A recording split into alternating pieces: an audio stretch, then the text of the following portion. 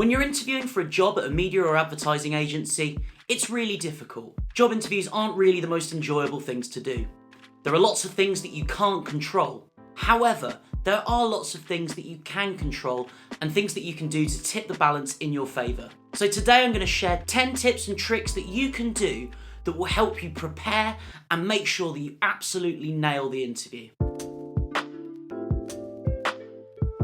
Welcome to Media Impostor. My name's Jack and I'm here to help you make sense of advertising, creativity and careers. This is the third video in the Impostor interview guide. You don't have to have watched the other two to watch this one. However, I do recommend that you watch the other two in the playlist so that you get the context for this video. I've spent a lot of the past week interviewing new candidates and I want to try and help more people excel in interviews. However, I'm just one guy, so I took to Twitter to try and speak to people who I know have lots of experience in the industry, who know how to interview people and who have seen people screw it up and also really do well. I asked them what the common pitfalls are that people fall down and also ways that candidates can make themselves look brilliant. I've also spoken to different people that I respect and have worked with previously who I know exactly what they're talking about. I've managed to boil it all down to these next 10 tips. So let's get going. The first 3 tips are all to do with preparation. Now, this might seem a little bit obvious, but it's so important to properly do your homework before you get going. First thing you want to do is read and research the job spec. So have a read through and make sure that you understand exactly what the job is that you're applying for. I'll use the example of planning because it's the job that I've been hiring for. If you don't know what planning is, then look it up online, have a read, try and really understand what it is that you're applying for. Do you understand that it's a media agency or is it a creative agency that you're applying for? Try and understand both. I got some really good advice from Dave Granger, Nicole Holt and Andrew Rajanathan about why this is important. And what's key here is understanding if it is actually the right role for you. Should you be interviewing for this? Often, as Dave's pointed out, recruiters will put people forward for the wrong roles, and this can particularly happen when you're a little bit more junior. So fundamentally, if you want to work somewhere, sometimes it can be better to go to them directly and just reach out to someone who works there to try and work out if it's the right role for you, rather than necessarily going for a recruiter. The second tip is to research the agency that you're applying for. This is a tip that came from Jed Hallam, where he pointed out that you need to understand the philosophy and the culture of the agency that you're applying for. There's a really easy way to do this. You can just go on their website, you can just go on the agency's website and look specifically also at their social feeds. If they've got a Twitter page, you should be looking through that to try and understand what sort of stuff they're tweeting, because you'll be able to get loads of little insights about the agency and the type of work that they do. Try and drink this in and have a view on it when you're in the interview. The third tip came from Amy Keane. Now, I think this was an absolutely brilliant tip because it's so important and can really help swing the balance of the interview in your favour. So the third tip is to make sure that you do your research on the person who's interviewing you. Now, we all know how to stalk people online. Let's face it, we've all looked people's Facebooks up before, we've all searched for people on Twitter. But what you can do once you know who you're being interviewed by is look them up on LinkedIn. What's their experience? What's their career trajectory been so far? Try and understand the sort of things that they're sharing, what they might be interested in. Now, I'm not saying like come across as some kind of weird stalkerish person who sits there, I know everything about you. That's just gonna freak them out. You don't want to freak them out and come across as weird, but it may help you craft some of the questions that you ask at the end of the interview. So I actually lied. There are 4 areas that you need to be researching. And the 4th is a little bit more broad and it will change depending on the point at which you're interviewing. So this tip came from my old boss, Laura Sweeney.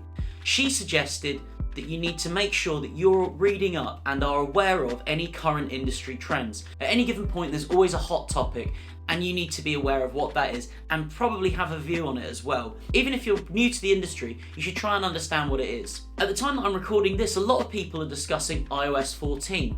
So if I was going to interview now, I'd make sure that I'd be reading up on that and understanding exactly what the implications are from an advertising perspective. So you could be reading Marketing Week, Media Week, Campaign, DigiDay, MediaTel.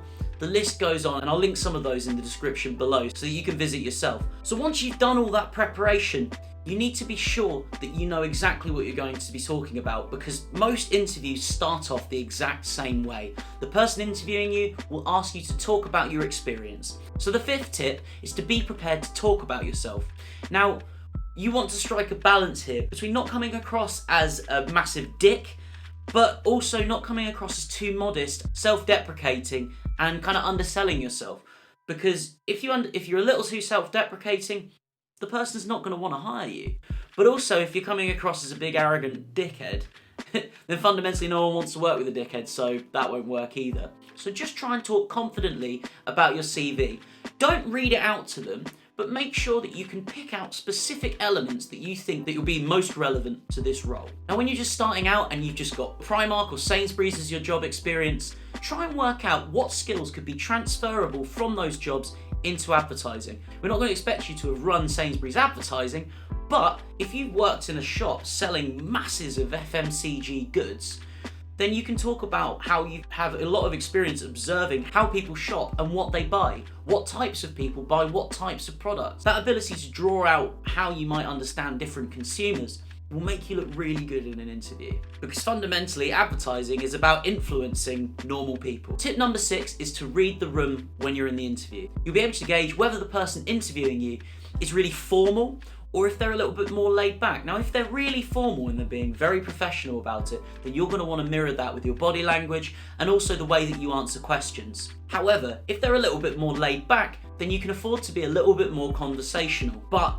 don't fall into the trap of coming across too laid back and like you don't want the job. Don't start just slouching about or cracking a can of beer or having a cigarette halfway through the interview, obviously. My 7th tip is a little bit obvious, but again, really, really easy to miss. So the 7th tip is to smile. Because if you're really nervous, it can be really easy just to completely forget to smile. You go in and you're like, hi, yeah, and you just look a little bit like a deer in the headlights. But if you go in and you smile, it will immediately put the interviewer at ease and make them more likely to like you. Smiling at people does work, and they're looking for someone that they'll get on with. Tip number 8, and it relates to something in the first video in this playlist, is to brush up on your maths.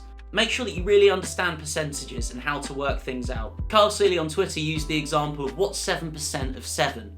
Now, if you're sat there and you don't know what that is right now, then I suggest you have a Google and make sure that you do and you understand how to work it out. Now, if you're going for a role in investment or digital, they're going to be looking for those kinds of skills, more so necessarily than in planning, but we still look for it in planning. So just make sure that you understand those kinds of questions and how to answer them. Tip number 9 is to make sure that you're not late. Now, you can do this by getting an earlier train than you think you need. Work out your route to the office and what train you'd need to get in order to make it on time. Then get the train before that, because if it can go wrong, it will go wrong, and it always goes wrong on the days where you need it to go right. I can remember when I was on my grad assessment day, way back when, and the train I was on broke down at Clapham Junction.